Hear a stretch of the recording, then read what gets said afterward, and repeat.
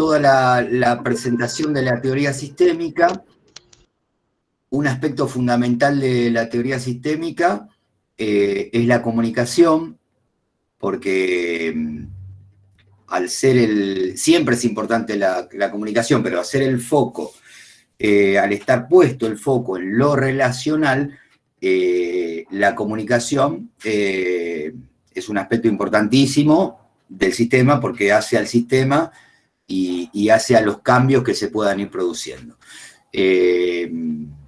Para entrarle a este tema de la comunicación, por supuesto que lo vamos a hacer desde un enfoque sistémico, porque la comunicación tiene muchas variantes y muchos lugares desde donde se pueda entrarle al tema de la comunicación. Es un tema de gran discusión porque todavía nos podemos preguntar qué es comunicarse, ¿no? Y seguramente si yo les preguntase a ustedes qué es la comunicación o qué es comunicarse, vamos a obtener un montón de respuestas posibles.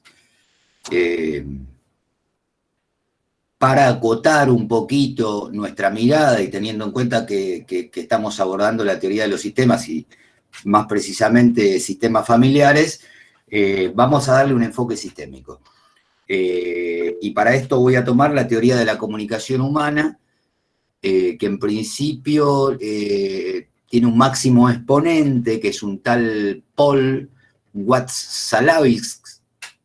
Es difícil el nombre. Paul, Watts, es Watt con Z, L-A-W-I-C. Después hubo otros que también colaboraron con esta teoría de la comunicación humana, pero de alguna manera el que le da un enfoque sistémico y da el puntapié es Paul W. Él dice, tiene una primera definición que dice que la comunicación es un conjunto de elementos en interacción en donde toda modificación de uno de ellos afecta las relaciones entre los otros elementos. Si prestamos atención, esta definición, conjunto de elementos en interacción en donde toda modificación afecta las relaciones entre otros elementos, es una definición que está muy cercana a la de sistema, a la que venimos viendo de sistema, en donde tiene en cuenta dos elementos. Por un lado, la energía que lo mueve, los intercambios que se producen en el sistema, y por el otro lado, la circulación de información, que es lo que permite el desarrollo, la regulación y lo que le da el equilibrio al sistema. En resumen, lo que nos aporta es que siempre hay un intercambio comunicacional y que dichos intercambios tienen un nivel de contenido y otro de relación. Esto es lo que aporta un poco la teoría sistémica como novedoso, poner el énfasis en la parte del contenido y a la vez en la relación. Hasta ese momento se le daba mucha más importancia al contenido. Ahora el énfasis está puesto en el mensaje y en la definición. Si lo puedo explicar de otra manera, es si dos o más personas no están de acuerdo en tener la posición que cada uno se otorga y le otorga a la otra en el vínculo, posiblemente los desacuerdos estén muy presentes, no importa el tema que se trate. Es decir, lo voy a dar vuelta otra vez. Por ejemplo, para esto es importante, o es más claro, me parece, el ejemplo, si tomamos una pareja. ¿Qué pasa? Hay dos cosas que pasan. ¿Quién quiero ser yo para vos y quién querés vos que sea? En general, se dirimen los conflictos en esta situación. ¿Quién quiero ser yo para vos y quién querés vos que sea? Si se pueden pensar en situaciones de pareja, me parece que ahí es el nacimiento de mucho desacuerdo aparece por ahí. ¿Se está escuchando bien? Sí. Sí, se escucha bien. Otra idea que aporta la terapia sistema en cuanto a la comunicación es la de pensar que todas las personas puntúan desde determinado ángulo. Es decir, que traduce cada uno cuando está comunicándose con el otro y opinando, de alguna manera traduce su forma de ver el mundo. Y tenemos que tener en cuenta que de alguna manera cada uno tiene su forma de ver el mundo. Vemos lo mismo, pero a la vez no vemos lo mismo de lo que pasa en el mundo, de lo que pasa en una situación familiar o en una situación de pareja. Muchas veces las discusiones empiezan, lo que pasa, que vos tal cosa o vos sos tal cosa. Y acá la diferencia, la teoría sistémica la establece diferenciando el vos sos tal cosa en vez de vos estás de determinada manera. Acá la teoría sistémica establece una división que es bastante importante. Para tomar un ejemplo de lo cotidiano, una cosa es decirle a alguien, vos sos una persona nerviosa o vos sos una persona tal cosa, lo que se les ocurra, y otra cosa es decirle, vos estás nervioso. Hoy estás un poco nervioso, hoy estás... parece que no hay diferencia, pero es una gran diferencia, porque el vos sos cataloga de alguna forma. No deja lugar a dudas, no deja lugar a discusión, no da ninguna posibilidad. Está más relacionada con la entropía. ¿Se acuerdan el otro día que vimos la diferencia entre entropía, que era el desgaste del sistema, la poca comunicación, y la negantropía, que tenía que ver con la apertura de la comunicación? En este caso, cuando uno cataloga, vos sos de tal manera, medio que la discusión queda empantanada, porque en realidad no hay discusión. Uno está diciendo, o a uno le están diciendo, que no hay posibilidad de cambio. Ese es un tipo de comunicación. Otro tipo de comunicación que abre más la cuestión es poder decirle a alguien, me parece que hoy estás un poco tal cosa. Acá lo que pasa en general, que es donde se traba un poco la comunicación, es que más o menos, relacionando esto que yo les planteaba, de que cada uno tiene su forma de ver el mundo, en general tendemos a creer que la posición de cada uno es la correcta, esa forma de ver el mundo que yo les presentaba es la correcta. Y nos vamos a encontrar con otras personas que también tienen una posición de ver las cosas que creen que es la correcta. Entonces se suceden unos desacuerdos fenomenales. Porque si cada uno está convencido de que su mirada del mundo es la correcta, empezar a comunicarse desde ese lugar, bueno, resulta altamente engorroso. Esto es lo que ve la teoría sistémica. Por lo tanto, hay formas en la comunicación que favorecen justamente la comunicación y hay otras formas de situarse ante un conflicto que obstaculizan la comunicación. Si uno cree que tiene la verdad y el otro cree que también posee la verdad sobre el mundo y la situación que está pasando, bueno, la comunicación se hace muy difícil. No deja de haber comunicación, pero es muy, muy complicado establecer acuerdos, poder escuchar, porque en estos casos que estamos presentando, termina siendo lo único importante lo que yo tengo para decir. Y el otro también tiene algo para decir.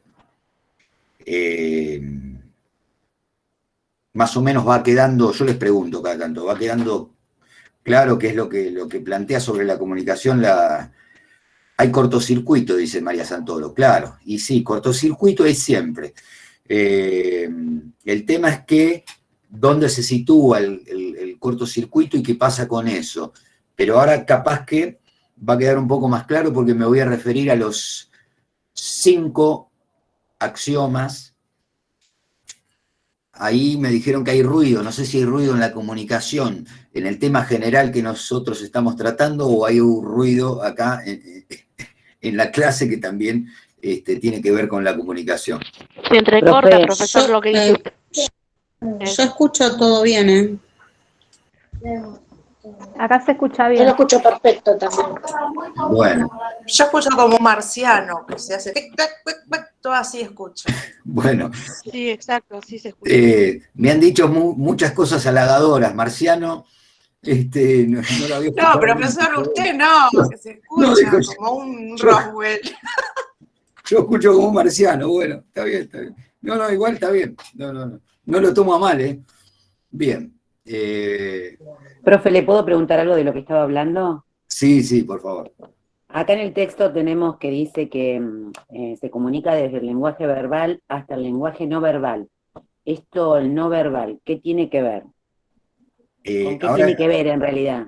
Porque sí, si podemos ver las posturas, sí, ahora lo vamos a ver en los axiomas, está bien. pero porque uno de los axiomas justamente tiene que ver con tu Sí. pregunta. Pero Sí. básicamente, ahora lo voy a ampliar, pero se refiere a así, que comunicarse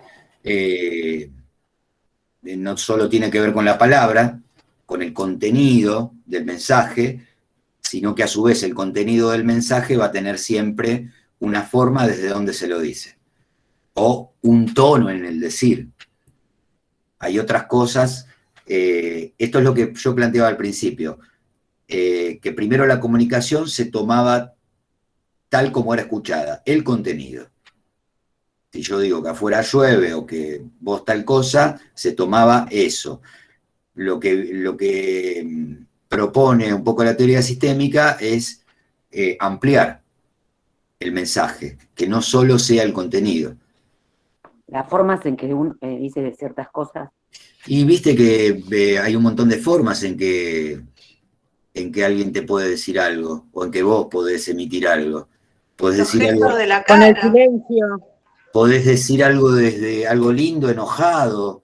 Hay gente que dice algo feo, pero con cara linda, ¿no? El mensaje a decodificar es muy amplio y no es solo el contenido del mensaje. Tiene que ver con el tono de voz, con la corporalidad, en la forma como se pare para decirlo. Todo comunica, todo comunica. Ahora lo vamos a ampliar un poco más en los axiomas de la comunicación, que son 5, que están ahí en el texto, pero vamos a desmenuzar un poco. El primer axioma es que es imposible no comunicarse. Tenemos que partir de ahí. No existe no comunicarse. Por más que alguien te diga, no te hablo más, que puede ser una declaración explícita de un malestar por lo que está pasando una pareja o algo que sucede en la familia, y alguien dice, no te hablo más. Esto lo tenemos que haber escuchado alguna vez, o haber dicho alguna vez, o le pasó a alguien cercano, pero esto sucede, el no te hablo más. Bueno, acá nos preguntamos, ¿cómo decodifica el otro el silencio? Y sobre todo, ¿qué sigue comunicando aquel que decide no hacerlo más con la palabra? En estas situaciones, el no te hablo más, lo que sucede es que en el vínculo, ahí está contando, no alcancé, Sequeira me parece, pero no alcancé a ver el nombre, estaba contando algo de un sobrino que se comunicaba con los ojos. Bueno, sí, ahí está, un ejemplo de que no es imposible no comunicarse.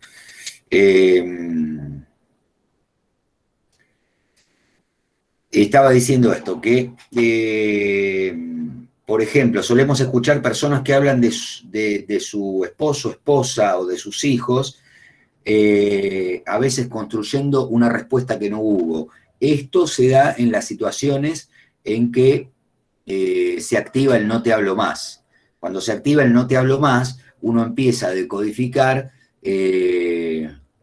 qué me está diciendo el otro, o empieza a interpretar porque el otro hace determinada cosa, se da otra vez una situación de entropía, eso produce desgaste y eso de alguna manera contamina la comunicación, porque uno puede interpretar qué está pensando el otro, pero no es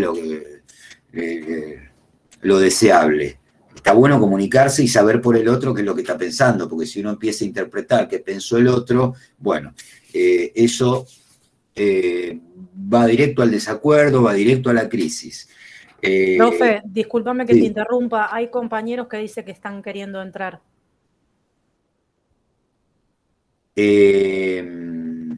Bueno, no tengo a nadie, no tengo a nadie que quiera entrar. Está Rocío, Rocío estamos en 80, así que quedan 20 lugares, Rocío se está encargando de admitir. Sí, bueno, está haciendo el programa y está funcionando bien, obviamente estoy atenta en el caso de que no se pudiese, pero no hay nadie. Bueno. Perdón, solo transmití lo que estaba en el grupo de... No hay problema, está muy bien.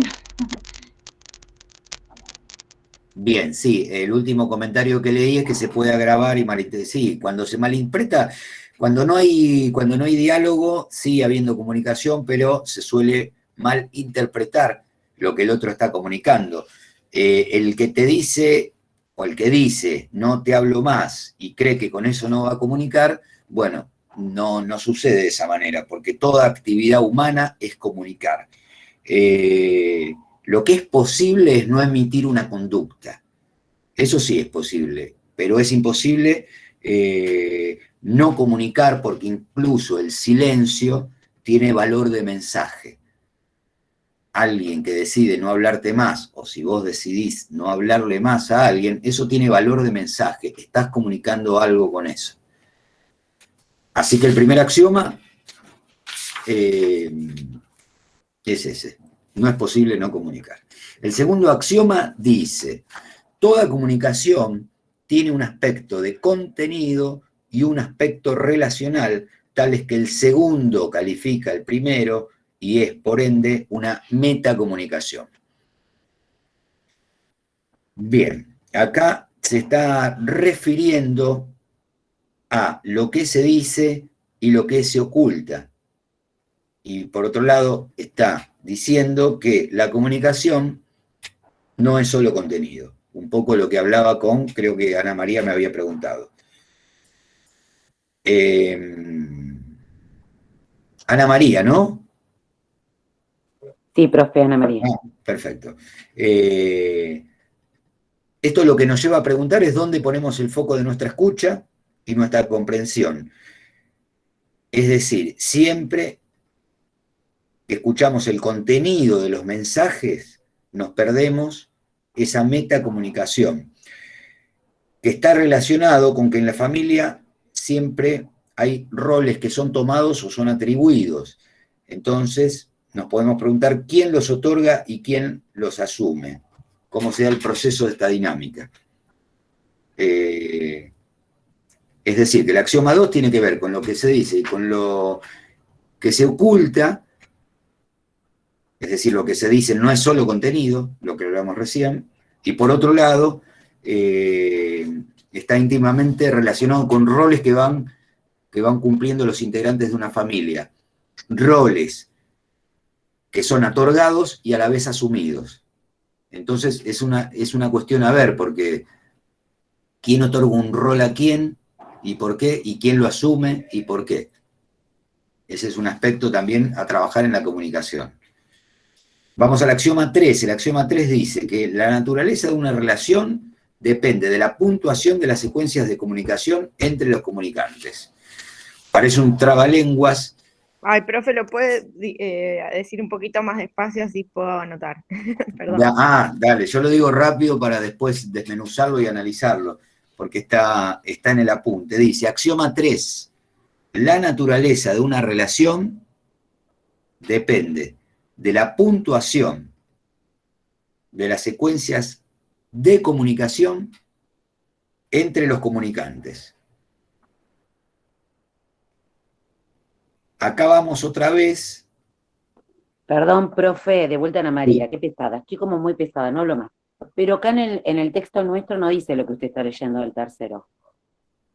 ¿Del axioma 3? Sí, dice el tercero plantea que toda definición de interacción está condicionada por la puntuación de una secuencia de hechos. A continuación establecen que la comunicación humana implica una modalidad digital, lo que se dice, y otra analógica, como se dice, y finalmente postulan que toda relación es simétrica o complementaria según el criterio de igualdad o diferencia entre los agentes que participan en ella. Perfecto. No, pero Pero eso es el texto de la próxima, de la clase de hoy. no, Estamos en el texto anterior. En el texto anterior. Claro, yo lo que dice el profe. Perdón. Yo se los aclaro enseguida. Como había quedado pendiente una parte de la comunicación, estos axiomas así descritos como yo los estoy leyendo, están en los textos de la primera clase.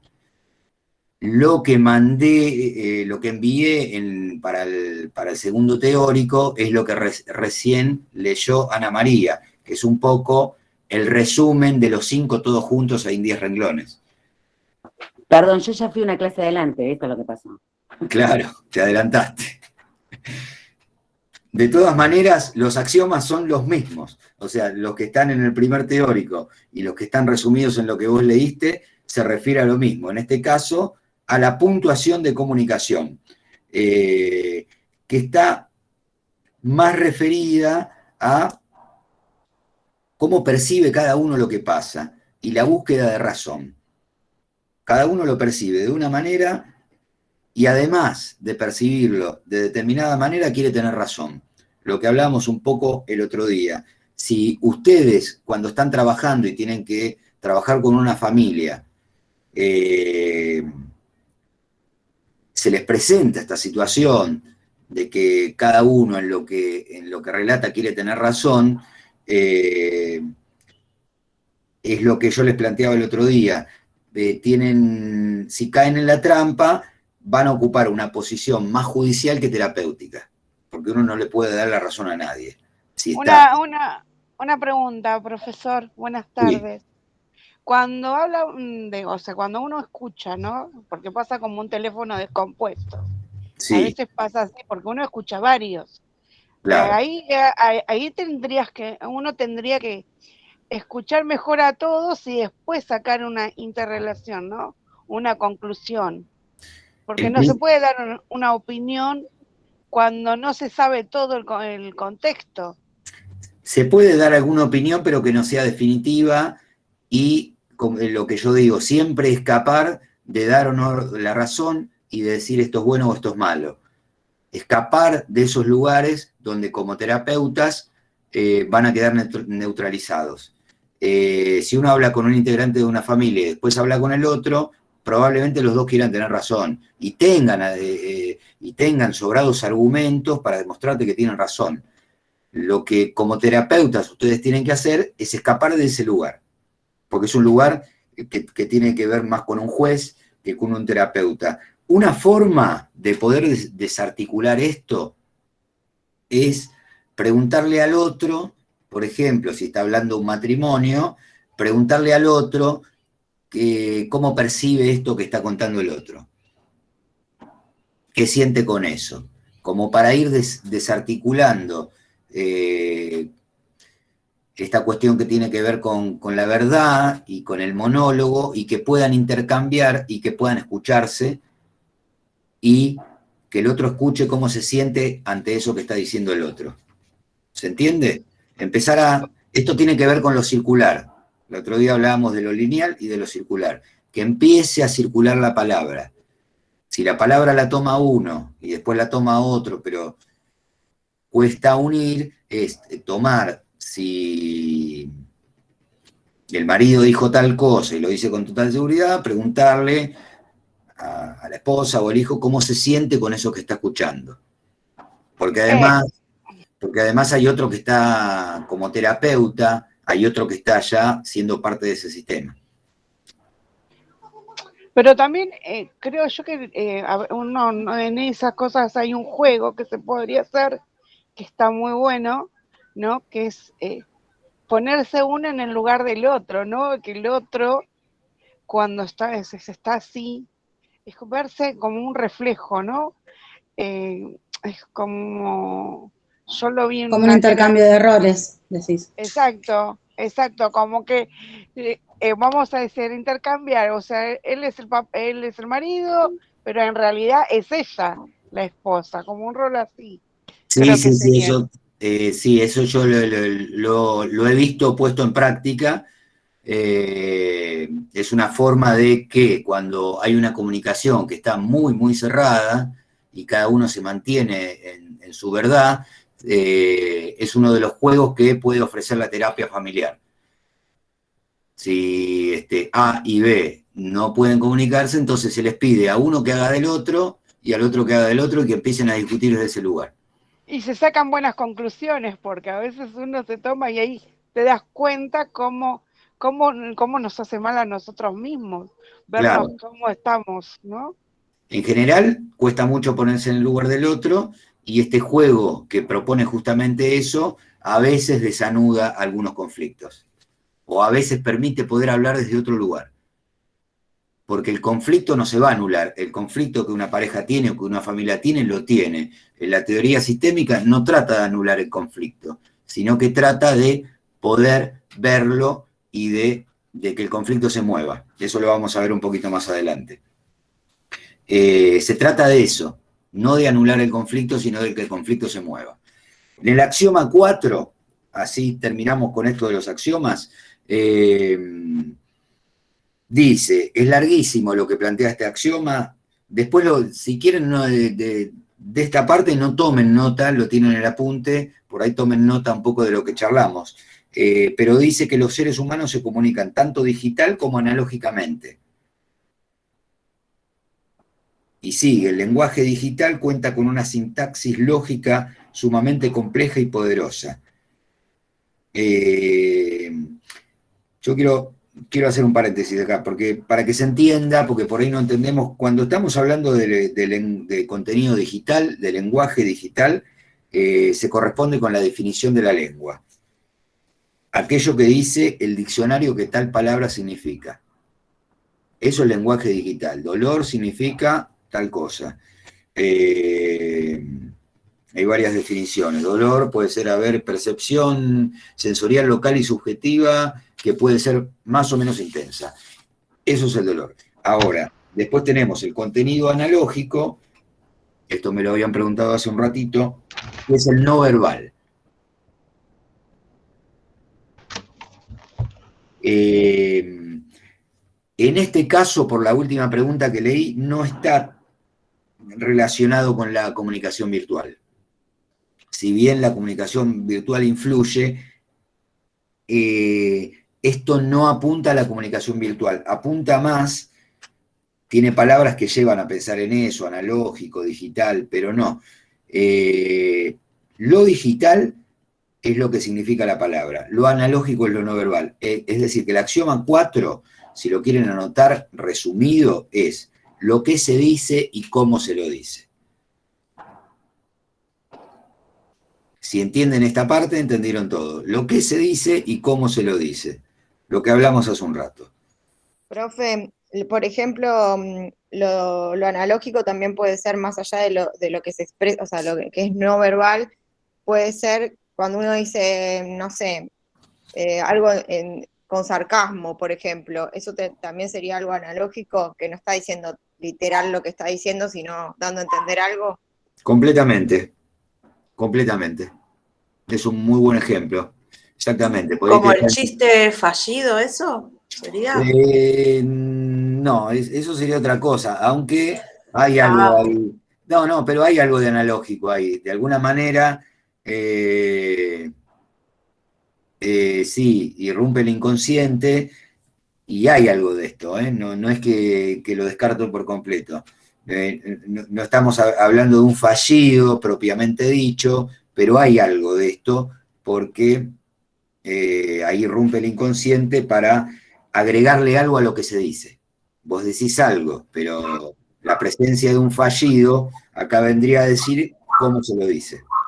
¿no? Profe, podría ser algo así como, no sé, suponete que yo le cuento a alguien que, ay, no sabes, hoy me olvidé, no sé, el fuego prendido y quemé el arroz, y que venga una persona y te diga, estás bien vos, como diciendo, en realidad te está diciendo que estás mal, pero con la palabra te está diciendo que estás bien, pero el significado de lo que te está diciendo es otra cosa, está como queriendo decir, hacete ver porque no estás bien, o sea, algo así.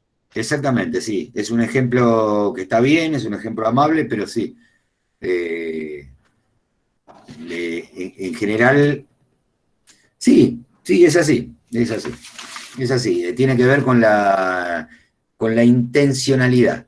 En este ejemplo que vos ponés, la intencionalidad no es decirle al otro que está bien, sino que, bueno, que te llama la atención, que deje el fuego y queme todo y que pase así como quien te dice, me subí al colectivo equivocado hoy a la mañana, no sé. A todo esto se lo llama metacomunicar. A todos estos ejemplos que trajeron, a eso se lo llama metacomunicación. Yo te comunico que dejé la hornalla prendida, pero te metacomunico que hay algo que está pasando en vos que me está llamando la atención.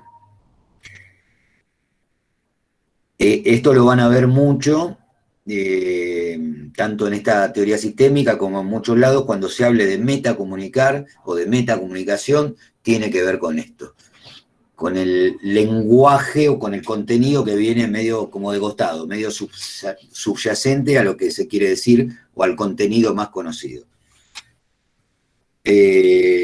Vamos al 5. Todos los intercambios comunicacionales son simétricos o complementarios, según estén basados en la igualdad o en la diferencia. Acá estamos hablando, en principio, cuando se habla de igualdad y diferencia, se habla de posiciones dentro de una familia, a niveles de poder. Esto tiene que ver con las jerarquías que hablamos el otro día. A niveles de poder, papá, mamá, abuela, hijo, y a otros, y a niveles de poder en cuanto a la relación también. Lo simétrico se refiere a una relación más democrática, con posibilidades de roles o funciones diferenciadas, pero una relación un poco más democrática. Lo complementario remite a diferencias que pueden sumarse para complementarse. Todo esto está muy relacionado con cuestiones, acá se mete un poco la cuestión de género, porque está muy relacionado, en tanto se dé lo simétrico o lo complementario, está muy relacionado con la cultura. Por lo tanto, es una cuestión que también abarca los géneros. ¿Qué posiciones espera que ocupe cada uno en la familia? También esto tiene que ver con la sociedad, ¿no? La sociedad, de alguna manera, aunque mientras se producen los cambios, no llegué a ver esa última pregunta. A ver, ahora la amplío esto. No, para redondear, digo que la sociedad espera que uno ocupe ciertos lugares en muchos ámbitos y dentro de una familia también. ¿Qué pasa con esta situación? Perdón porque estoy buscando acá el chat. Lo simétrico es lo igual. Alguien me está preguntando. Lo complementario... lo simétrico es la igualdad, sí. Lo complementario, no tanto la desigualdad, la diferencia. Es un juego de palabras, pero le queda mejor la diferencia. Estas diferencias que a veces suceden para poder complementarnos. Uno se preguntará en una familia, yo me lo pregunto, ustedes se lo preguntan seguramente, ¿qué conviene? ¿Que todo sea más simétrico o que todo sea más complementario? Bueno, la verdad es que lo ideal es que haya una alternancia de las dos, que nada sea totalmente simétrico ni nada todo el tiempo complementario. ¿Qué pasa? Una relación demasiado simétrica, por ejemplo, en una familia o en una pareja, lo que termina por pasar muchas veces es que se arma una especie de competencia. En una pareja completamente simétrica aparece la competencia en algún momento. Y en una pareja o en una familia demasiado complementaria, un poco aparece el ahogo, puede ser un poco patológica, y cuando es demasiado complementaria, es decir, cuando hay roles muy jerárquicos de jefes, y etcétera, de subordinación al otro, la gente empieza a ser muy distinta por fuera del ámbito familiar que por dentro. Entonces, digo, esto también puede cruzarse con problemas de género.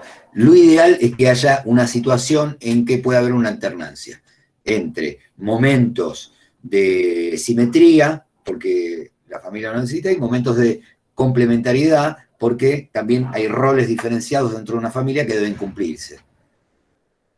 Si los padres y los hijos y los abuelos son todos iguales, están todos simétricos, bueno, ahí se empieza a producir una especie de ausencia en la ocupación de algunos roles que son necesarios jerarquizar dentro de una familia.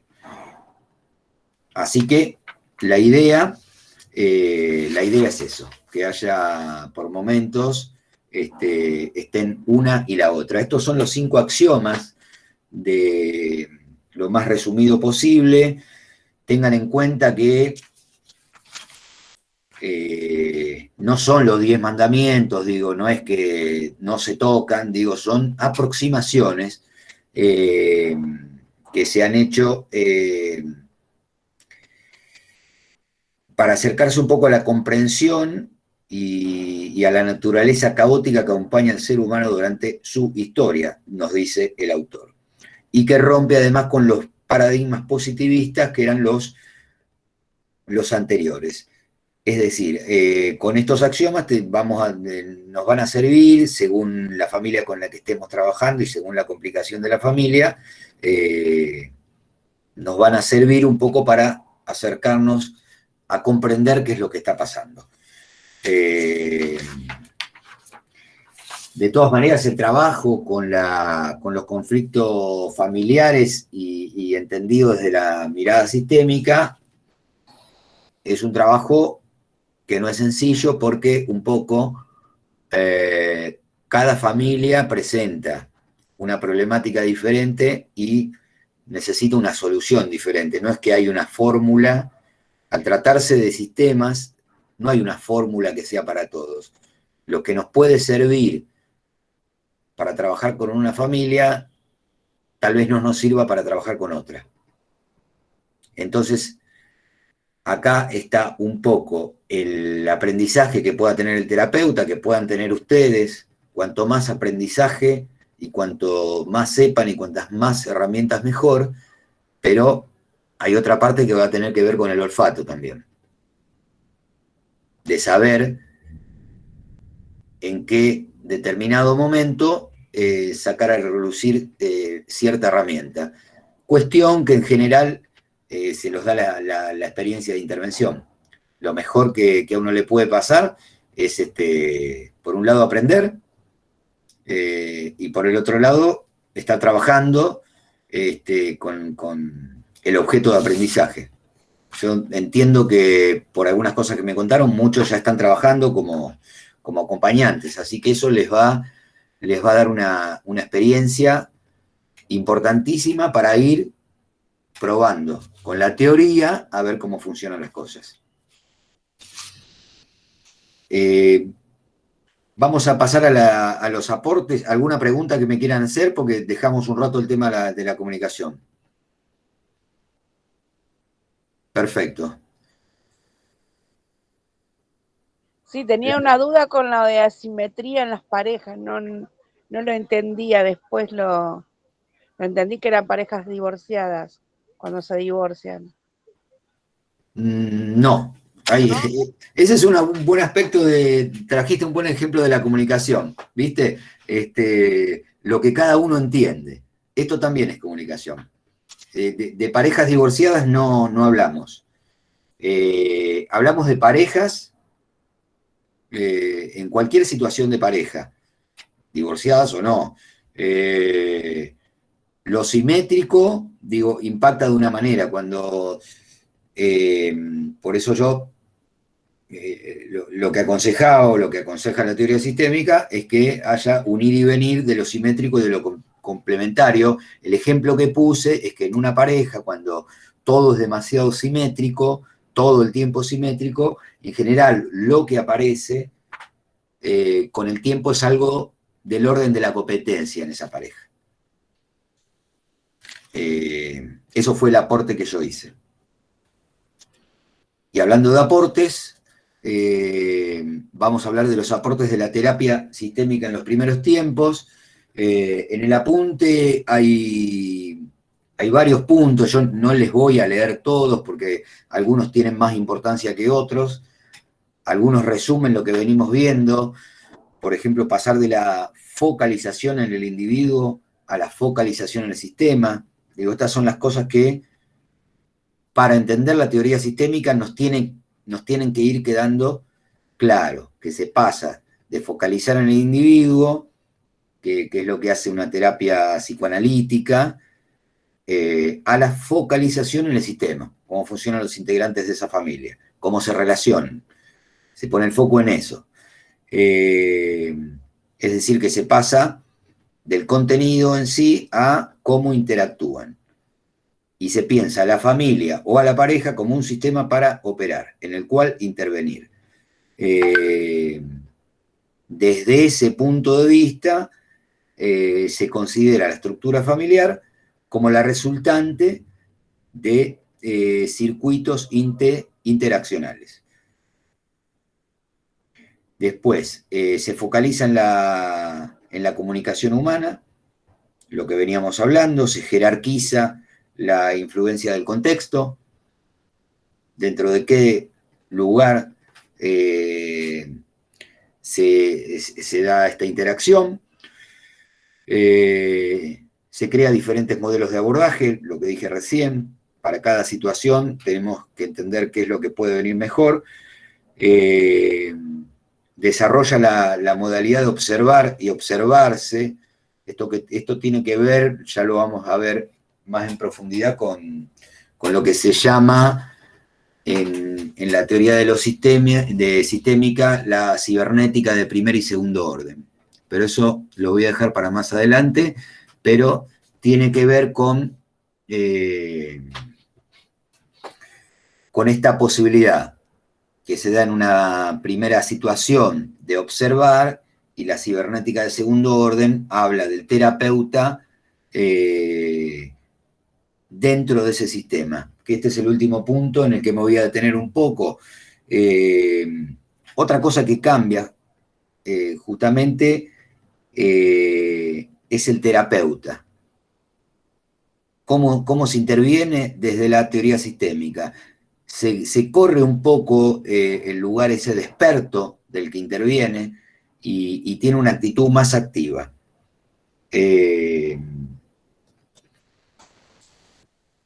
Otra situación, es decir, para que quede más claro, el terapeuta sistémico es más participativo, habla más, interviene, como a partir de la noción de cibernética de segundo orden se entendió o se estableció que cuando está interviniendo el terapeuta en la familia es parte de ese sistema, entonces tiene un rol más activo, o puede llegar a tener un rol más activo llegado el momento. Otra cosa que se pensó desde la terapia sistémica son terapias breves. Si se trabaja con una familia, en una terapia familiar, se piensa en 15 sesiones, como mucho, 20. Si se piensa en una pareja, se piensa en 10 sesiones, 15 como mucho. No es una terapia a larguísimo plazo. Por lo menos desde la teoría sistémica, porque la idea es descubrir cómo se interaccionan los elementos de ese sistema. Una vez descubierto esto, hay que activar algo ahí para que eso se mueva. Desde este punto de vista, una terapia, por ejemplo, de pareja, sistémica, que dure un año o más de un año, no sería muy efectiva, porque el sistema va a tender a, de alguna manera, a comerse al terapeuta. Por eso, desde la teoría sistémica ya la presencia del terapeuta, sí, por supuesto que tiene relevancia, y además que se lo considera parte de ese sistema. Una vez que el terapeuta está interviniendo, es parte del sistema, y su posición va a ser muy importante, porque también modifica, y porque los integrantes van a contar lo que les pasa, pero cuando hay un tercero en cuestión, o un cuarto, según sea la cantidad de los que van a la terapia, ya cuando hay un otro que está escuchando, lo que se dice de alguna manera ya se modifica, por la sola presencia de un otro. Un matrimonio que está discutiendo y un día se sienta a charlar las mismas cuestiones con un terapeuta, ya el solo hecho de sentarse ahí en ese lugar, en algo los va a cambiar. Capaz que dicen lo mismo, pero no va a ser lo mismo, va a ser parecido y lo van a decir desde otro lugar. Así que esto es lo que, desde el lado que más les toca a ustedes, que es el de intervenir con las familias, esto es lo que cambia la mirada sistémica. Después hay algunos aportes que yo rescaté luego del modernismo. Vamos a ver los más interesantes. Hay un texto que es muy interesante, que pertenece a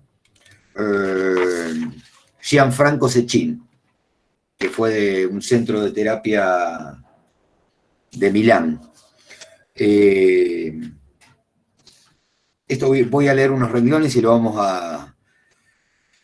a desentrañar, porque es muy interesante. Dice: el cambio siempre se produce, todo cambia, la familia, la sociedad, el mundo físico, todo se mueve permanentemente. El problema aparece cuando el sistema deja de moverse.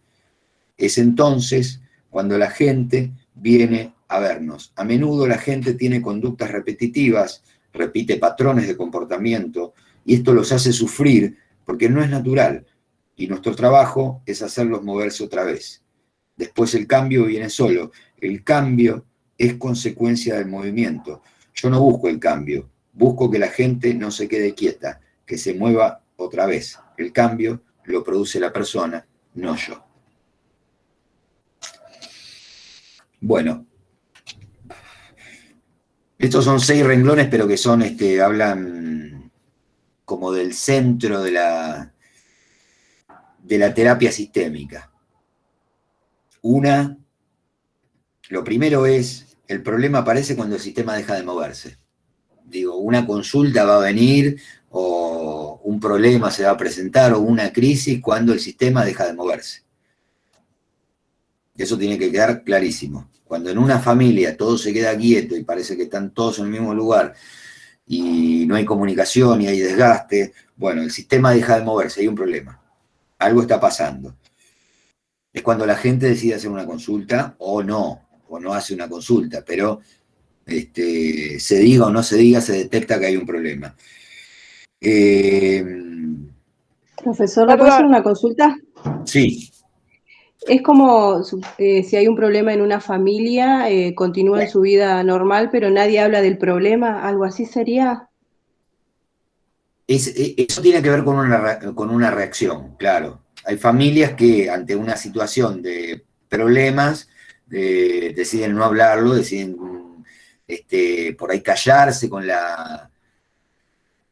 el objetivo de que se pase solo.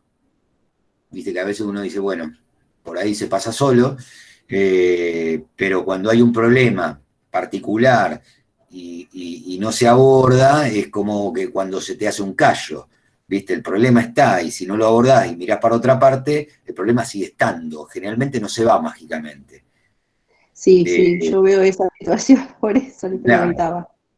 Lo primero que propone la teoría sistémica es, lo primero que dice es que el cambio es consecuencia del movimiento. Es decir, Si ustedes tienen la posibilidad de intervenir, y la familia te presenta un problema, lo bueno es producir un movimiento. Por eso habla de conductas repetitivas. Si siempre haces lo mismo y los resultados son malos, bueno, probemos con hacer otra cosa. Ahí tenemos que escuchar bien, estar atentos a lo que nos presenta la familia como un problema. Y de alguna forma proponerle algún tipo de cambio. Ver dónde están las conductas repetidas. Es como cambiar la rutina, ¿no? Claro, es cuando se establece una rutina que no se puede mover. No sé, determinada persona de la pareja va a hacer todos los días las compras a las 11 de la mañana. Todos los días de su vida a las 11 de la mañana tienen que hacer las compras. Por poner un ejemplo burdo. Y eso empieza a generar malestar. Porque ¿por qué tiene que ir todos los días esa misma persona? Sobre todo si no quiere. ¿O por qué tiene que ser siempre la misma persona? Esto pongo un ejemplo como para que se multiplique. Puede ser en un montón de situaciones. Y ni siquiera se habla, ni siquiera se puede cuestionar. Bueno, se van a presentar cosas así, cosas que se repiten como conductas en una situación familiar y que la familia por alguna razón no puede moverlas. No pueden. Entonces, lo que se puede empezar aportando es esto, producir un movimiento, porque el movimiento a su vez va a producir un movimiento en el pensamiento. Sí. No, que a mí me parece que el movimiento ya se produce en el momento que hay un terapeuta. Por ejemplo, en el acompañamiento, cuando ya vamos a intervenir, ya se está produciendo un movimiento en la familia. Es un movimiento importante. Claro. Es un movimiento importante. Lo que pasa es que si ustedes no... Por supuesto, es una decisión importantísima. La cuestión es que si ustedes no pueden darle una mano, queda solo ahí. El tema es poder escuchar, poder empezar a interactuar con cuál es el problema que nos están contando, como para que de alguna manera poder actuar ahí. Porque seguramente les costó mucho tomar la decisión de ir a hacer una consulta. Entonces es el momento ideal para proponer que algo se mueva en eso que los está angustiando, básicamente. Es que también si una familia acude a una consulta, también está abierta al cambio, aunque algunos se muestren reacios. De alguna manera sí, siempre se va, por supuesto que la resistencia está siempre, pero el hecho de que decidan hacer una consulta ya es un paso importantísimo. Por más resistencias, hay mucha gente que se sienta, conozco casos, que se sienta en su primera sesión de terapia y dicen, yo no necesito terapia. Vengo porque, no sé, me dijo, ya alguien que se sienta en una sesión y dice, yo no necesito terapia, bueno, justamente está diciendo todo lo contrario. Tal vez la necesite más que otros, porque necesita aclararlo. Ese es un aspecto que también nos puede servir. Ahí está la metacomunicación. Ahí tenemos otro ejemplo. Alguien que necesita aclarar una posición tan fuertemente y de entrada, en general está diciendo la contraria. Si alguien viene, sí, esta consulta, pero la verdad yo no tengo ningún problema. Listo, ya nos dio un enunciado fantástico. No tengo ningún problema, agarrate cuando los empiece a contar. Porque si no fuera tan terrible, uno puede decir, bueno, mira, mi problema es no es tan terrible, pero me pasan estas dos cosas que me angustian, y lo cuenta. Cuando uno se ataja, es porque la ola es grande. Lo que pasa es que asumir, primero identificarse que tenés un problema. Y claro, aceptarlo ya es un paso importante. Y después ir y sentarte adelante un terapeuta y explicarle todas esas cosas que no sabes qué es lo que te está pasando bien, porque en realidad cuando acudís a un terapeuta es porque existe un problema y que no lo podés resolver y necesitas de un tercero, en este caso. Exacto. Porque hablamos del sistema familiar, ¿no? Yo me pregunto, ¿qué pasa, por ejemplo, cuando en un sistema familiar hay algo que está que surge, pero que no todo el ámbito familiar está de acuerdo en acudir al terapeuta. Que asista a una sola persona puede llevar a que se produzcan cambios o se necesita el sistema completo. Está bien tu pregunta. Tiene que ver con lo que iba. Vos siempre venís 2 pasitos adelantada, Ana. Ay, profesor, hoy, recién le hice una compañera, qué vergüenza, muy distraída de mi parte. Perdón, No, está bien. Perdón. No, porque esto tiene que ver con el proceso, tu pregunta tiene que ver con los procesos que fue teniendo la terapia sistémica a partir de su nacimiento. De entrada se pensaba que tenía que estar todo el núcleo familiar, incluso se trabajaba había quienes trabajaban con 3 generaciones, luego eso se fue más plástico, se fue ablandando, finalmente se consideró que con que una persona acuda, ya se puede empezar a trabajar. Después veremos qué pasa con el resto de los integrantes. Incluso pasa en las terapias que a veces pasa al revés, empiezan yendo 4 y a la segunda van 2, o en una terapia de pareja vienen los 2 entusiasmados y la tercera sesión va uno solo. Ese que no va también está comunicando algo. También tiene que ver que uno forma parte del todo y al modificar uno, el todo también se modifica. Relaciono así. Tal cual. Sí, eso es lo que venimos hablando, que si un elemento del sistema se modifica, produce un impacto en los demás. Por eso funciona aunque solo vaya una persona. Conozco una amiga que va al psicólogo y no dice todo, me dice Guadalupe. Bueno, ahí tendrá que trabajar el terapeuta. Primero tendríamos que establecer, nos vamos un poco de tema, pero está bien. Primero tenemos que establecer qué es todo, ¿no? ¿Quién dice todo? ¿Qué es decir todo? Eso es lo primero que tendríamos que establecer. En general uno dice lo que puede. Y muchas veces, como decía, creo que Ana, o no sé quién puso el ejemplo, que uno va bastante desorientado a hacer la consulta. No es que tiene todo claro y dice, mira, yo te vengo a consultar por... No, va porque sabe que se le presentó una angustia que por ahí en un momento es muy grande y bueno, va y consulta. Es que... De todas maneras, para cerrar esta idea, para contestarle a Guadalupe, es algo con lo que tendrá que trabajar el terapeuta, eso sí. Si la terapia es buena, yo calculo que un paciente se va a abrir a contar las cosas que necesita contar. Lo que pasa que a veces cuando uno va a terapia, cuando vos tenés que hablar de tu vida, tanto de pareja, todo, se te mueven tantas cosas que después decís, no puede ser que se te mueva. Y cuando vos estás en la negación tuya, como yo lo hice, ahí es cuando vas descubriendo dónde te equivocás, dónde está, y te estás viendo vos mismo interior y no querés ver lo que vos sos interiormente. Pasa eso. Y ahí viene donde viene el cambio, cuando vos aceptás tus dificultades. Sí, entonces, cuando tu pareja te lo dice, vamos a decir, en relación de pareja, como estamos hablando, no puedes aceptarlo. Porque siempre la culpa la tiene el otro, no vas a aceptar que la culpa es tuya.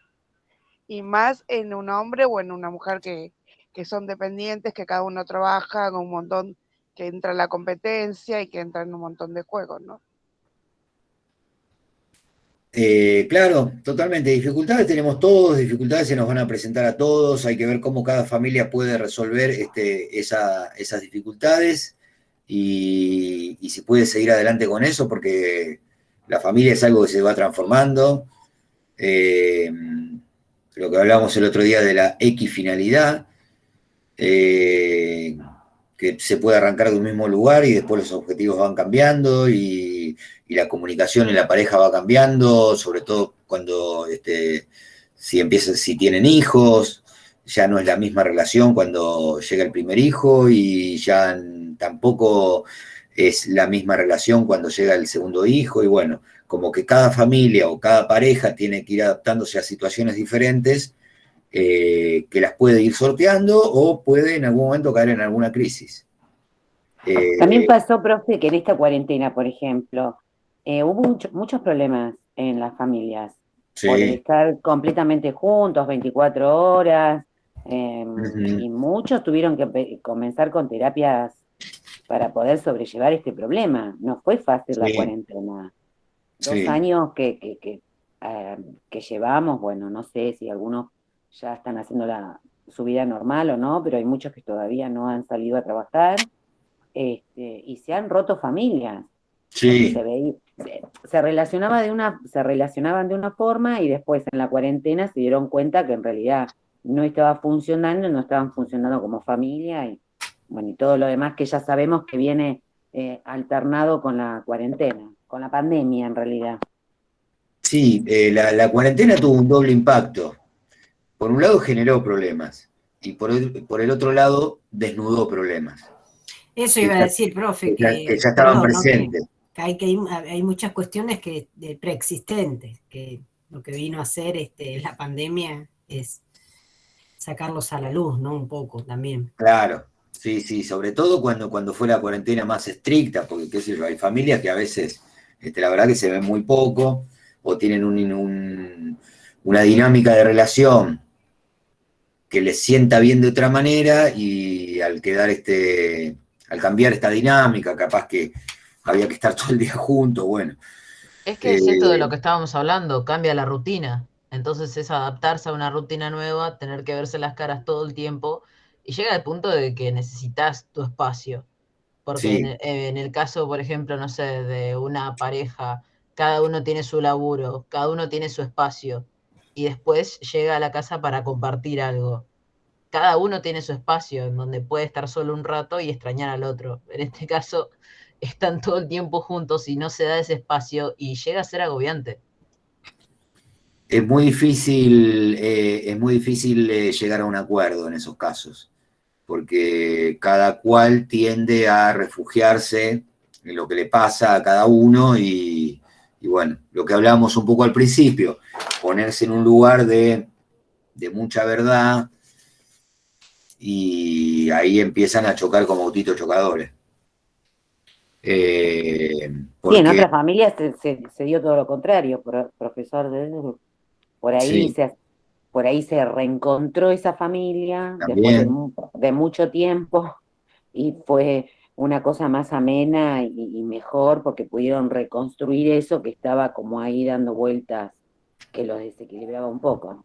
También hubo encuentros, sí. También hubo gente que se conectó incluso con algunas cosas que le gustan, con algunos placeres. Hubo gente que se pudo conectar mejor con el otro. Digamos que al cambiar la realidad, produjo un cimbronazo para bien y para mal. Se dan estas dos cosas, sí, para que, digo, como terapeuta tenemos que tener la mirada bien amplia. Entonces se dieron un montón de cosas.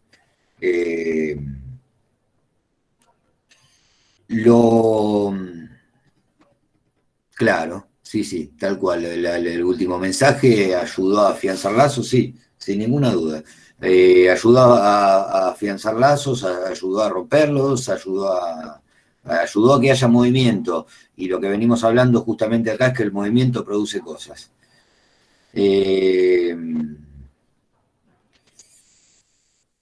Perfecto. Lo último que quería decir con respecto a este punto del terapeuta,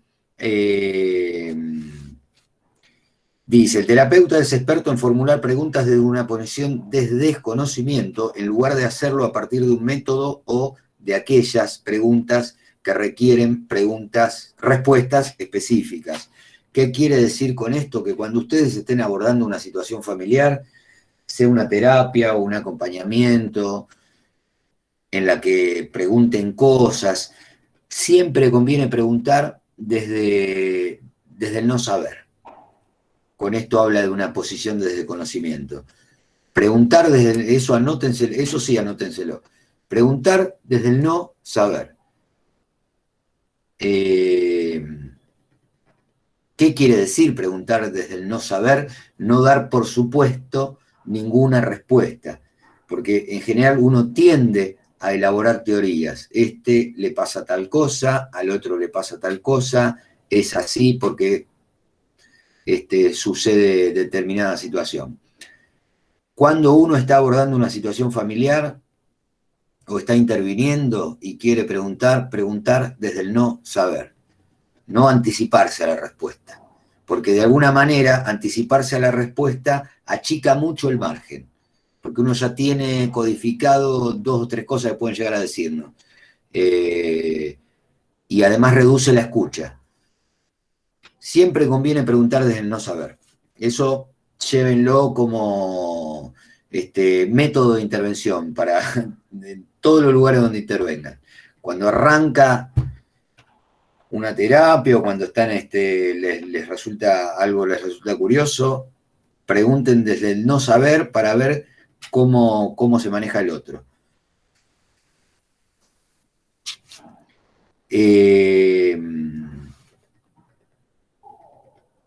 Acá hay otro texto de Salvador Minuchin que habla del lenguaje. A ver, un lenguaje. Bueno, es otro de los autores que estamos tocando. Yo les mandé algún texto complementario. Él plantea de que el lenguaje es complejo, de que hay que inventar un lenguaje que acepte lo cognitivo porque es parte nuestra, que acepte lo emocional porque es parte nuestra, que acepte la necesidad de ayudar como parte nuestra. Sí, de alguna manera plantea que está en relación con lo que yo dije recién, que siempre hay una realidad que es un poco más grande de la imaginada. Entonces, crear un lenguaje que sea un poco más grande tiene que ver con esto, con la retroalimentación de pregunta-respuesta, de hacer circular las preguntas entre si tenemos la posibilidad de hablar con varios integrantes de la familia, como para que esa problemática se vaya de alguna manera agrandando, tener más movimiento entre los elementos. En ese sentido, Salvador Minuchin plantea que la intervención o el lenguaje es más complejo de lo que nosotros pensamos.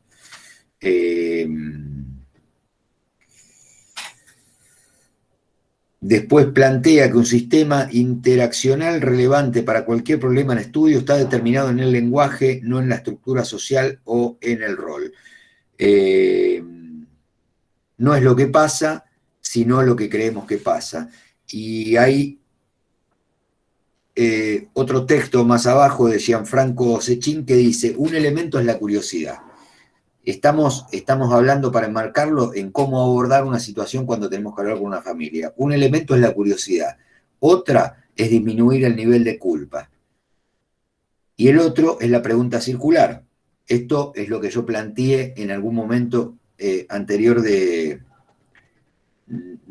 hoy. La curiosidad tiene que ver con esto, con preguntar desde el no saber, preguntar desde la curiosidad, siempre. No desde algo que ya estuvo meditado y que damos por sabido, no. Tener curiosidad para preguntar y preguntar siempre sin tener un juicio previo. Esto es importante también.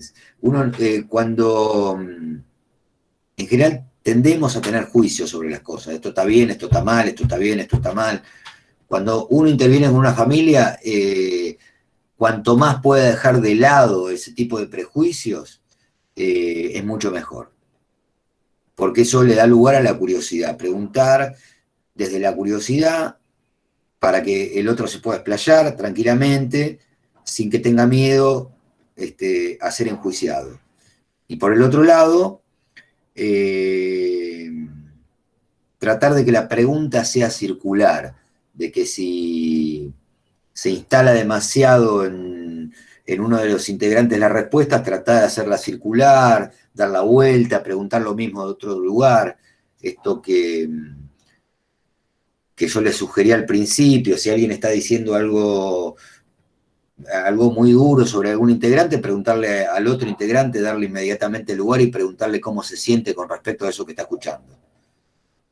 Esto lo que permite es que el discurso no se quede en una sola persona, sino que se vaya distribuyendo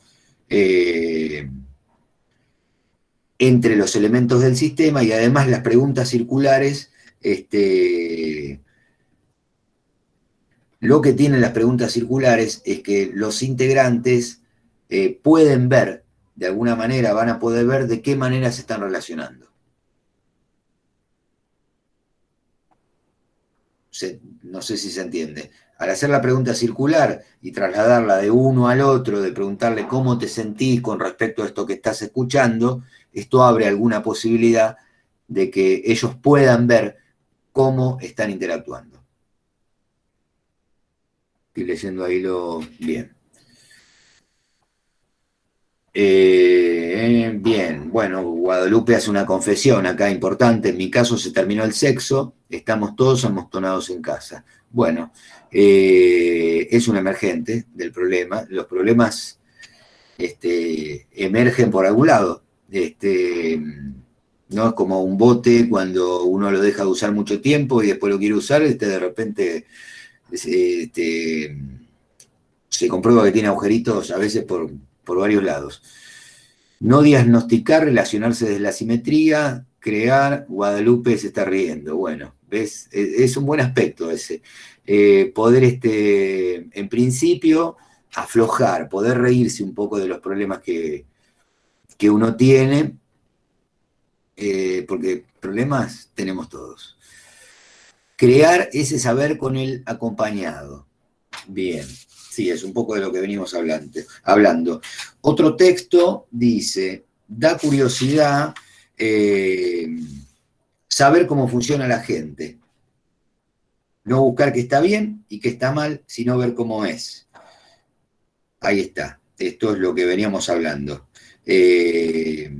Si uno se corre del eje de diagnosticar esto está bien, esto está mal, se corre de ese juicio, puede ver cómo es la cosa, que es lo primero que uno tiene que identificar, ver cómo se están relacionando, identificar qué pasa. Perdón, me están haciendo reír con los comentarios. La pandemia trajo más sobrinos a mi familia. Bueno, al parecer ahí pasó lo contrario de lo que pasó en la casa de Guadalupe. Bueno,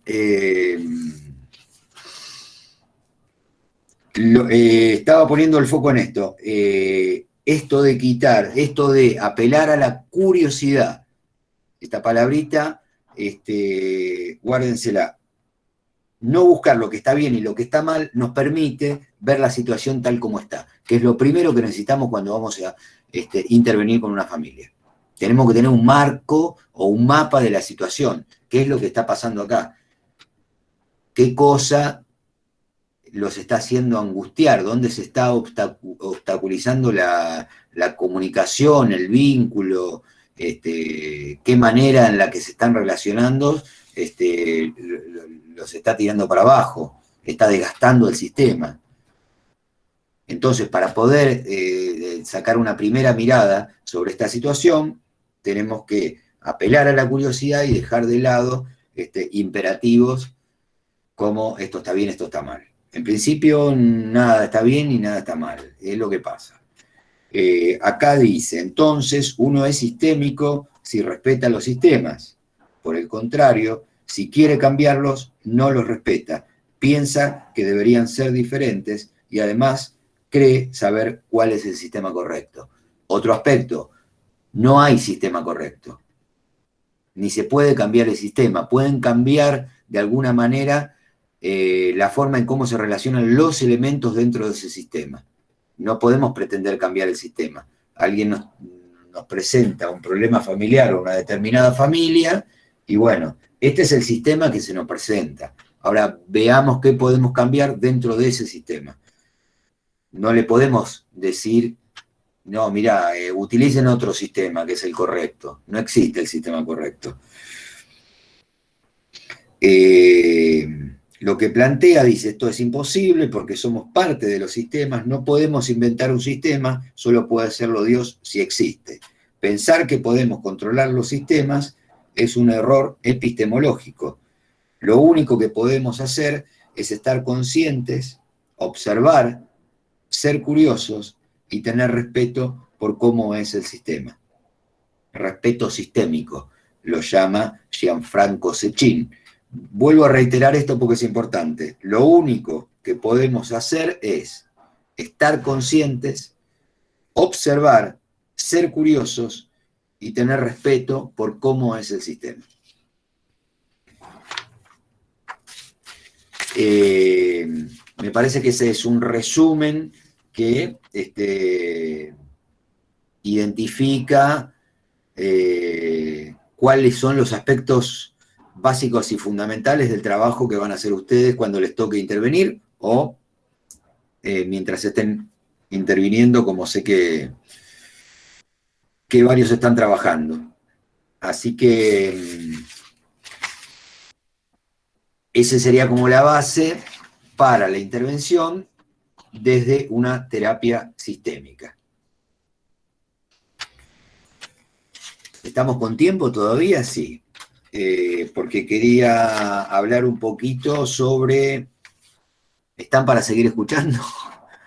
¿O están demasiado atormentados ya de...? Sí, está todo bien. Diga, profe. Perfecto.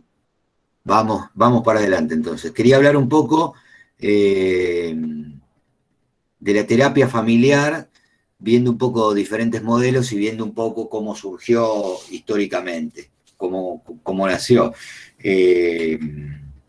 La terapia sistémica surge como una forma de trabajo más allá del individuo. Esto lo reitero, pero lo voy a reiterar hasta que nos quede recontra claro. Y el sistema sobre el que trabajó, el que se pensó primero para trabajar, fue la familia. ¿Por qué se pensó en la familia?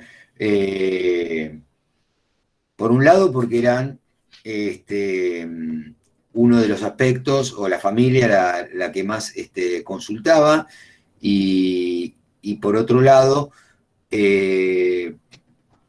porque se pone el foco en las interacciones que sostienen el problema. A partir de esto, a partir de que la familia tenía el foco en las interacciones que sostienen el problema, se crea lo que llamaron terapia familiar. En un primer momento todos los problemas se trataron desde esta perspectiva y hasta con la consigna, a veces imposible de cumplir, de que estuviera presente la familia o no se realizaba la consulta. Así era cuando empezó, un poco lo que había preguntado Ana. O sea que empezó bastante rígido.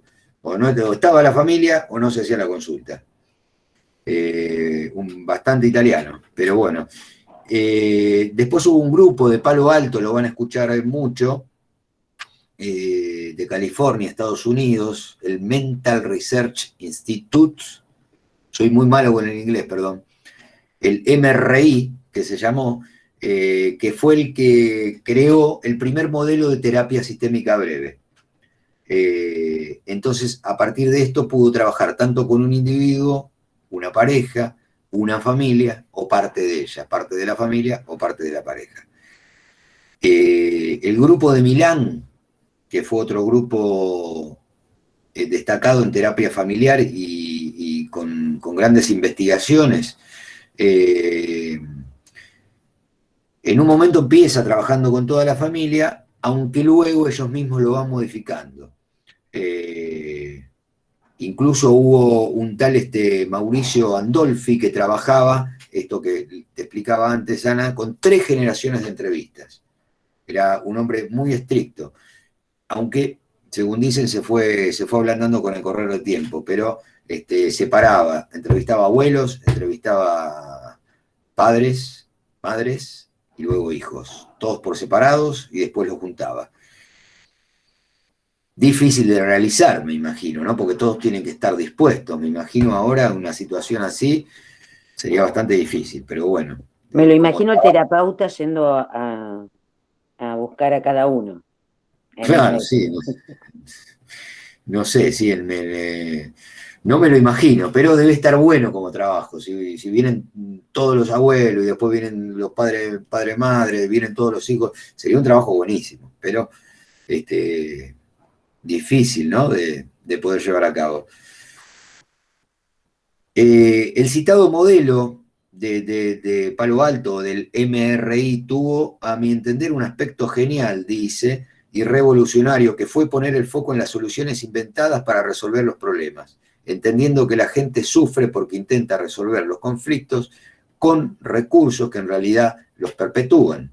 Este modelo entonces apuntaba a cambiar la interacción o el circuito que sostenía el problema, constituyendo así en el primer modelo estratégico. La terapia consistía en crear una pauta diferente a la que se venía utilizando hasta el momento para que no se hiciera más de lo mismo. Resultó así ser un modelo práctico, económico, breve y altamente eficaz. Acá un poco surge esto de la terapia breve que yo les comentaba. Que no dure, estas eran terapias de 10 sesiones, 12 sesiones como mucho,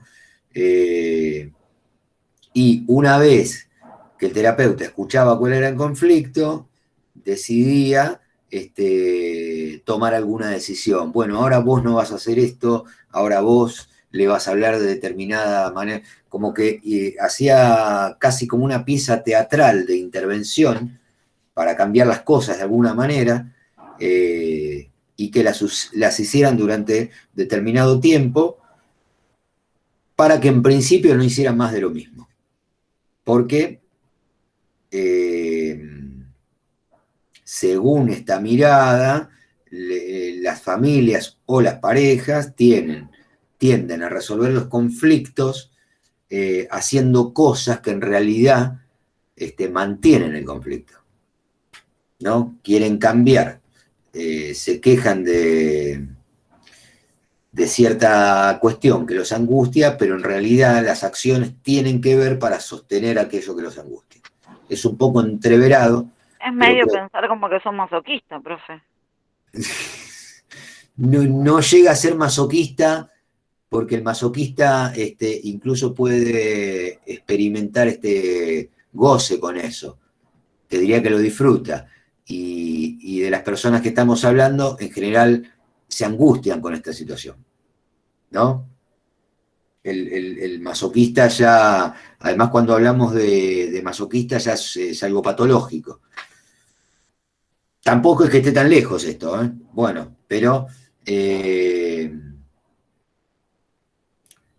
no está tan lejos del masoquismo, no está tan lejos de lo que nos pasa a cada uno de nosotros. A veces se nos presenta un problema o algo que nos preocupa, y si analizamos las acciones que nosotros estamos llevando a cabo, a veces nuestras acciones tienden o tienen que ver con que ese problema siga existiendo. Digo, no es tan sencillo desanudar un problema. De esto hablaba este modelo. De este modelo aparece un tal Halley que se desprende de este grupo y organiza otro modelo estratégico, más familiar y más basado en el intento de solución, pero teniendo en cuenta las jerarquías familiares. La estrategia está al servicio de restablecer una jerarquía que fue alterada y resulta disfuncional. Halley desarrolló creativas y originales estrategias para afrontar diferentes problemas. Lo dejamos pasar porque me interesa menos. Me interesa más esto de Salvador Minuchin, junto a Braulio Montalvo, perfilaban su trabajo con familias marginales, familias con niños y otras que presentaban trastornos de alimentación. El modelo estructural, que como su nombre lo indica, se basa en la noción de estructura. Esta es otro concepto que aparece, que es el de estructura familiar. ¿Qué es la estructura familiar? Es aquello que la intervención va fijando por repetición en un sistema, los lugares que van quedando definidos por los circuitos interaccionales, más habitualmente los sistemas estables. otra forma más sencilla de decirlo, ¿qué le dice a quién en una familia y quién a quién no? Bueno, esto está hablando de cómo funciona el sistema, de cuestiones que se van fijando en la familia, de jerarquías que se van estableciendo. Esto lo Tiene hablamos. conexión, profesor, si lo basamos en comunicación, en el quinto axioma, ¿no? Exactamente, exactamente. Tiene que ver con la complementariedad. Y pone el ejemplo en cómo funciona esta interacción. ¿Qué le dice qué a quién en una familia y qué a quién no? Esto funciona en una familia. Hay gente que parece que puede decir cosas que otros no pueden decir, y a la inversa también. Parece que a ciertos integrantes a veces se les puede achacar cosas que a otros no. Esto tiene que ver con las jerarquías y con lo que acá denomina Salvador Minuchin, que es la estructura familiar. Trabajo. Se presupone que la disfuncionalidad en una familia se debe a que la estructura que presenta en un determinado momento no es la más adecuada para ese momento particular. Bueno, otra vez estamos hablando de... acá podríamos hablar de equifinalidad. No interesan las condiciones de origen, sino cómo se va organizando el sistema. Y si hay una estructura que no se puede mover, hay un problema, ¿no? Todos los modelos de la terapia familiar le dieron mucha importancia al ciclo de vida de la familia y a la noción de crisis, entendiendo que las familias tienen problemas habitualmente cuando se pasa de una etapa a otra de aquel ciclo. Ciclo de vida tiene que ver con lo que venimos charlando. Dos personas se conocen, hacen una pareja, se casan, no se casan, pero se van a vivir juntos, se relacionan de una manera, se vinculan de una manera, lo que uno dice tiene una importancia para el otro, luego tienen un hijo. Y hay un movimiento inevitable, ya lo que se dice o lo que se escucha cambia. Aquello que me resultaba tan interesante, capaz que no me resulta tan interesante, y la manera en cómo yo me relaciono con vos, o quién querés que sea, o quién quiero que seas para mí, tiene un movimiento, inevitablemente. Esa pareja sufre un movimiento, a esto se lo llama ciclo de vida. Y así, en el caso de que lleguen más hijos, si ustedes ven una pareja luego de tener 3 hijos y la comparan con el momento en que esa pareja se conoció, probablemente estemos hablando de 2 parejas distintas. Sobre todo en la manera de vincularse, que es lo que a nosotros nos importa.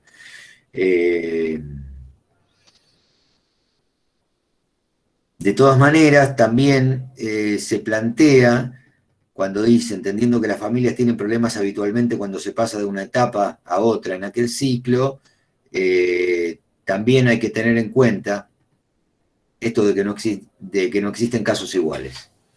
Porque esto está muy presente. Acá está el concepto de equifinalidad, hay una especie de dicho que es cada problema una solución y para cada solución un problema. Esto va a funcionar siempre.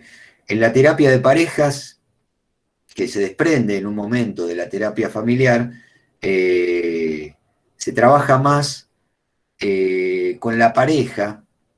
Estoy hablando de lo histórico, de cómo se vinieron entendiendo, incluso desde un punto de vista preventivo. La terapia familiar surge más entonces como una forma de abordar problemáticas difíciles para la psiquiatría, como la psicosis, mientras que la terapia de pareja surge directamente para trabajar sobre el vínculo y la relación. Es decir, que la terapia familiar fue un poco más abarcativa y se dio con el surgimiento esto de abordar problemáticas que no encontraban solución en otro tipo de abordaje psicoanalítico, por ejemplo, de la psicosis, bueno, o algunos otros problemas que la psiquiatría no podía dar respuesta, y que con el surgimiento de esta teoría sistémica se abordó también desde este lugar ese tipo de problemas. No quiero decir que se solucionó algún problema de esta índole, pero sí se pudo ver desde otro lugar. Es como enfocar desde el mismo problema, pero desde otro lugar. Desde un lugar de interrelación. Bueno, esto un poco en cuanto a lo histórico de cómo surge la terapia familiar y qué importancia fue teniendo. Tengo un aspecto más que quería resaltar para ir terminando. Al que quedó algo de esto, alguna pregunta, no, es algo histórico, pero si me quieren preguntar algo, a ver. La famosa frase, ¿por qué crees que haciendo lo mismo obtendrás diferentes resultados? Bueno, completamente aplicable a lo que estuvimos hablando. Justamente la intervención familiar apunta a eso. Primero, a descubrir qué manera de vincularse se está perpetuando, o sea, qué manera de vincularse es completamente repetitiva. Por supuesto que se obtienen los mismos resultados, y la idea de la intervención tiene que ver con producir un movimiento en eso. Ese es el objetivo de la primera intervención. Conocer qué obstáculos están repitiéndose, que hablan de esta famosa frase que mandó Silvina, y cómo producir un movimiento en eso. Eso es lo vital. Que con nuestra intervención se pueda producir algo que los mueva hacia algún lugar, no importa dónde, algo que los mueva. El último aspecto que quiero tocar, porque no quiero llenarlas de información, ni llenarlos de información, es el de verdad y realidad, porque es lo otro que tenemos que poner en cuestión. Porque a partir de todo este movimiento sistémico y sobre todo de la cibernética, que lo voy a explicar más adelante para no explicar tantas cosas hoy, se le da mucha importancia al trabajo con los sistemas, cómo se piensan las significaciones y las creencias. Las significaciones y las creencias conforman aquello que denominamos lo real, lo que creemos que es y damos por sentado. Verdad y realidad. Las significaciones y las creencias, el otro día hablamos algo de las creencias. No, porque él es tal cosa, no, porque este está... No. Todos manejamos un sistema de creencias que parece que no se puede poner en duda y que por alguna razón lo manejamos. Bueno, es el mundo que damos por sentado. En una pareja en conflicto, las creencias propias y mutuas, las significaciones de las acciones propias y mutuas van configurando una espiral de interacción que refuerza esas creencias negativas y sus correspondientes respuestas conductuales que profundizan el malestar. Esto tiene que ver lo que refuerza, para que sea más sencillo, cuando la discusión en una pareja o en una familia, me gusta poner los dos ejemplos, tienden al reproche, por ejemplo, lo único que hacen es reforzar las creencias. O sea, yo creo tal cosa sobre lo que está pasando acá, el otro cree tal cosa sobre lo que está pasando acá, y en algún momento se da una avalancha de reproches, en la que uno le reprocha al otro, actúan así, más o menos como un espejo. Bueno, esta situación de discusión en base al reproche, lo único que hace es reforzar las creencias que cada uno tiene, como si cada uno tuviera la verdad de todo lo que pasa. Ahora nos preguntamos, si ustedes se preguntarán, yo me preguntaré, ¿cuál es la versión verdadera? ¿O cuál es la verdad? La respuesta en principio es que cada miembro de la relación cree tener la verdad o que su verdad es la correcta y la del otro es la equivocada. Dicha equivocación suele argumentarse desde connotaciones negativas, como por ejemplo, decís esto porque no me querés, o la equivocada sos vos, o la culpa es tuya. Bueno, esto que yo les decía de los reproches. La noción de verdad que esgrime cada uno se vincula con la idea de que esa es la realidad. Pasamos de la verdad, venimos hablando de lo que es la verdad para cada uno, y esto naturalmente se vincula, nos lleva a pensar qué es la realidad. Aparece. Nos corremos nosotros como terapeutas y lo que tenemos que situar enseguida es que nosotros estamos trabajando con opiniones. Ustedes están trabajando con opiniones. Por lo tanto, son certezas que van cambiando. Esos son los sistemas humanos. Personas que tienen certezas que van cambiando. Entonces, la realidad en estos terrenos la podemos pensar como un consenso entre las partes que se comunican. La realidad, si vamos a la base, es aquello que estamos de acuerdo que sea. O sea, no podemos determinar qué es la realidad. Ahora, si dos personas se ponen de acuerdo que el amanecer en el mar es lindo, bueno, esa es la realidad. Ahora, si uno dice que eso es lindo y otra dice que eso es feo, bueno, ahí tenemos un problema con la realidad, porque parece que hay dos realidades y no podemos determinar cuál tiene más peso que la otra. Entonces, tanto en una familia como en una pareja, tenemos que trabajar con el discurso, ¿no? Con el discurso, con lo que ellos nos traen, con lo que ellos nos cuentan y con lo que eso nos permite. Si nosotros podemos entrar en el entramado de lo que nos están contando, capaz que podemos de alguna manera y de a poco construir una nueva realidad.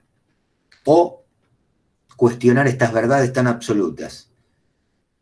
Cuando alguien está muy fijo en una posición y el otro también, y cada uno tiene su razón, bueno, trabajando, interactuando, capaz que de a poco podemos empezar a cuestionar estas verdades tan absolutas. Y por lo menos abrir el oído para escuchar cuál es la verdad del otro. Es a lo que apunta la mirada sistémica, o la terapia sistémica, a trabajar en una línea de terapia que sea narrativa y que se pueda construir. Lo que plantea uno de los autores es que la diferencia radical está en establecer la relación que hay entre saber y realidad.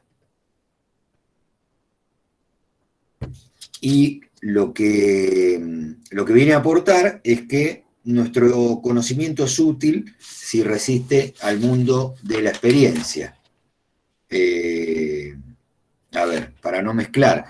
El constructivismo es, pues, radical porque rompe con las convicciones y desarrolla una teoría del conocimiento en la cual este ya no se refiere a una realidad ontológica objetiva, sino que se refiere exclusivamente al ordenamiento y organización de un mundo construido por nuestras experiencias.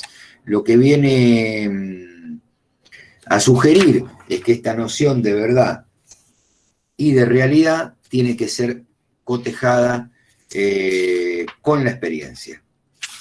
Y que, además, esta noción de verdad o realidad que cada uno se construye, al cotejarse con la experiencia, se va modificando. Es esto de pienso, luego existo, pero esto no es algo lineal.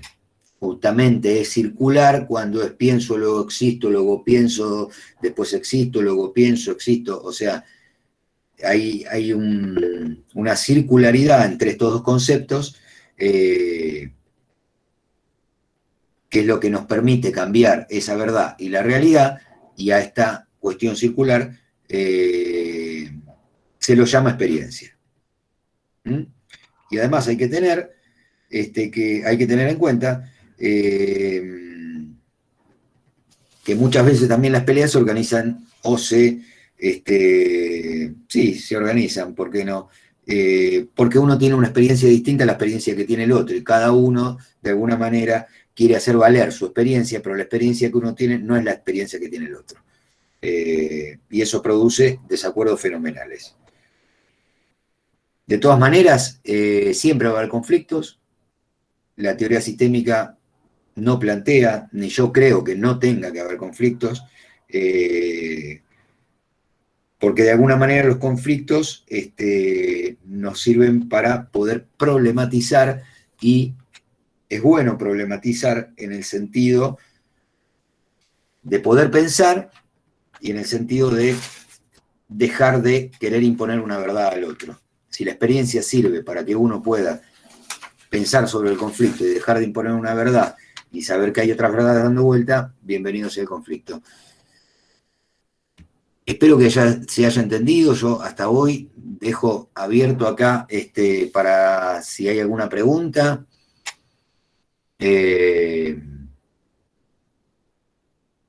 Pienso, luego existo, exactamente. Descartes. Me voy a comprar, dice María. Bueno, suerte. Qué lindo ir a comprar después de una buena... de meterse con todas estas cosas, ¿no? Eso capaz que produce un cambio. Bueno. Profesor. Sí. ¿Le puedo hacer una consulta? Lo pregunté en el WhatsApp y no me iba a quedar con la duda. Estaba revisando la bibliografía y subieron un manual, puede ser de 177 páginas, ¿no?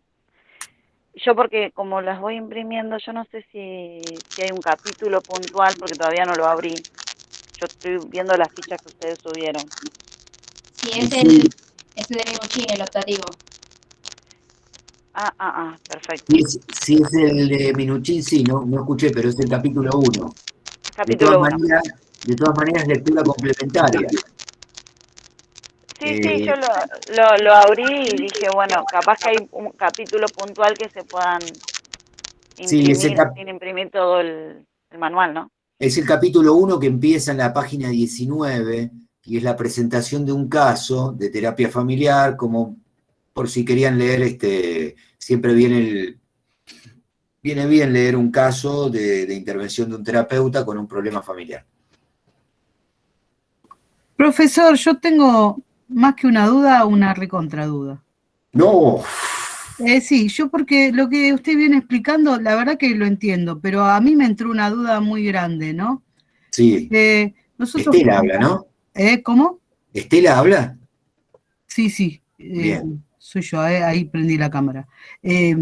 Porque como, ¿qué pasa? Yo no soy acompañante terapéutica, en este momento yo soy niñera, ¿sí? Bien. Y estoy estudiando para hacerlo. Bien. Metí la mitad de la carrera, ¿no? Y usted habla de terapia de familia, terapia de grupo, o sea, yo entiendo todo lo que me viene explicando, lo que explicó la profesora Rocío, lo comprendo, lo entiendo, pero yo voy a trabajar a pedido de ustedes, de un psicólogo, de un psiquiatra. No voy a cuestionar lo que la familia piensa y cree. Sí voy a estar acompañando al que está sufriendo dentro de esa familia. Y entiendo que este sistema familiar nuclea todos los problemas que condicen a este sistema, a esta familia. Pero no comprendo en qué, o sea, estos textos que yo voy a leer, si bien los comprendo, ¿en qué me sirven para acompañar a uno solo de esa familia? Bien, bienvenida a la pregunta. Tengo varias cosas para decirte, Estela. Uno es que, por lo que yo conozco de acompañamiento terapéutico, vos estás enunciando como la parte más conocida, pero te diría que no sabés cómo, en qué situación y de qué manera te va a tocar intervenir. Tiene un montón de variantes. No lo sé, por eso digo que no tengo una duda, Claro. tengo una re duda. Claro, te puede tocar intervenir en una familia porque te convoca un psicólogo o porque te convoca un programa, te puede tocar intervenir con uno de la familia, con varios. El mundo del acompañamiento terapéutico es uno de los que más se está ampliando y está creciendo, y te puede llegar a tocar intervenir en muy diferentes situaciones. Entonces, cuanto mejor estés preparada, mejor, porque vas a tener un montón de opciones. Cuando uno está aprendiendo algo, en general no sabe en qué momento lo va a usar y de qué manera. Eso es inevitable, eso no lo vas a poder saber ahora. Lo que sí podés hacer es prepararte de la mejor manera, para que cuando a vos te toque actuar, estés lo más fortalecida posible.